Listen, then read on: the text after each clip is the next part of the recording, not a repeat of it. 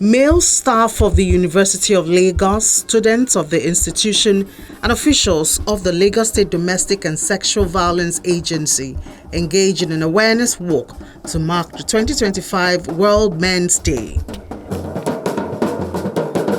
The rally, initiated by the Lagos State Domestic and Sexual Violence Agency, is to champion the well-being of men and also amplify advocacy against violence affecting men. We're now telling ourselves that it is enough being man up.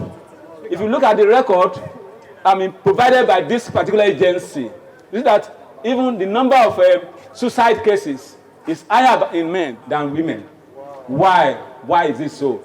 Do they not like to live the life?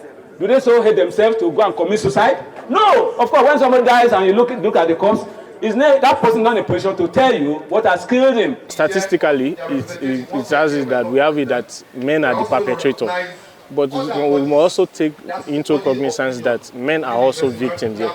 So it's important that we also know that, or we also make them realize that the government as a whole has opened up the space for everyone to report cases of sexual and gender-based violence.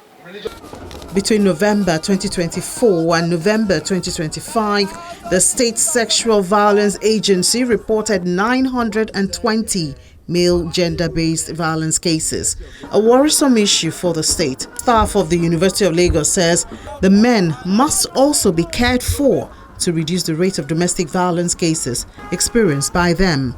The best way is to come out, let people know which aspect of the violence are you experiencing. We have women who are very tough that can even beat, men. So, but, men should also speak out. Parents need to have a conversation with their children, their words. We don't usually have that like it used to be in the past. So there needs to be a need for us to have conversation with our students. That way they'll see us someone that we're hoping and that can always want to hear from them. Sexual violence affects all genders, and the Lagos State Domestic and Sexual Violence Agency says it will strengthen its advocacy exercise to ensure that no one feels excluded from support services.